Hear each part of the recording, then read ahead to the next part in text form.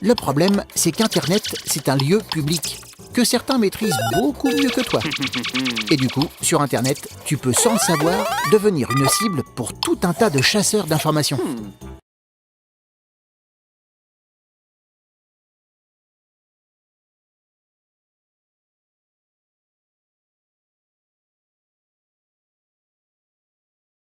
Internet, tu t'en sers tous les jours, pour communiquer avec tes copains, pour l'école ou pour t'amuser. Le problème, c'est qu'Internet, c'est un lieu public, que certains maîtrisent beaucoup mieux que toi.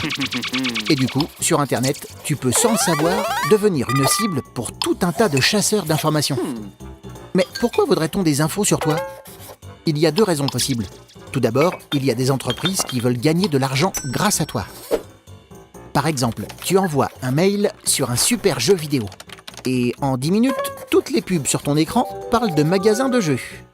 Eh oui, même tes mails privés sont scannés par des programmes pour ensuite te ficher et te proposer des produits qui correspondent à tes goûts.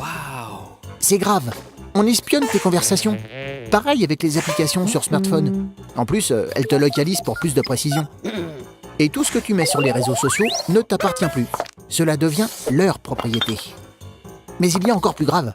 Certains veulent des informations sur toi pour te faire du mal. Ils se font passer pour des enfants ou quelqu'un de confiance. Et à un moment, ils te demandent des photos ou une rencontre. Si tu as un doute, il faut tout de suite en parler à tes parents. Sur Internet, il faut être prudent. Par exemple, ne surtout pas donner son adresse. Pense aussi que tu peux t'inscrire sous un pseudonyme sur les sites et ainsi bien séparer ta vie réelle de ta vie sur Internet.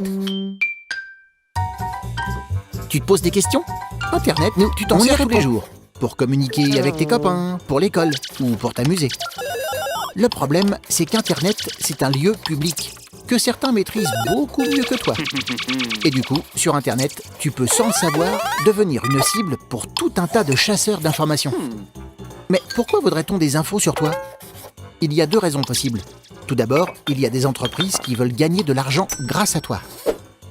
Par exemple, tu envoies un mail sur un super jeu vidéo.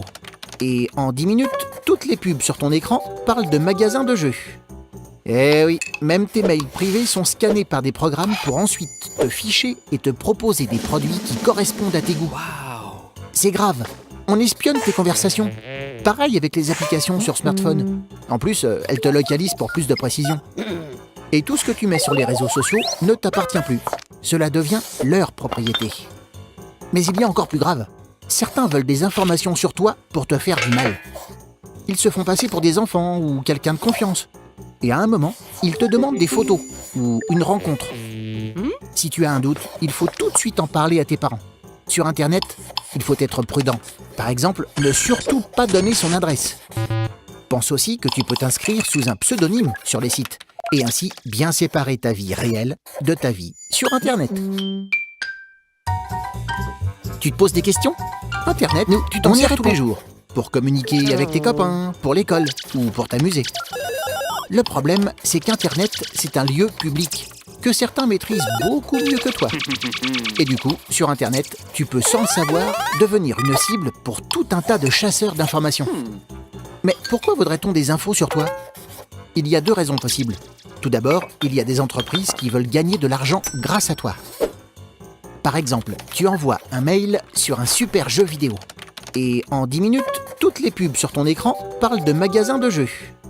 Eh oui, même tes mails privés sont scannés par des programmes pour ensuite te ficher et te proposer des produits qui correspondent à tes goûts. C'est grave, on espionne tes conversations. Pareil avec les applications sur smartphone. En plus, elles te localisent pour plus de précision. Et tout ce que tu mets sur les réseaux sociaux ne t'appartient plus. Cela devient leur propriété. Mais il y a encore plus grave. Certains veulent des informations sur toi pour te faire du mal.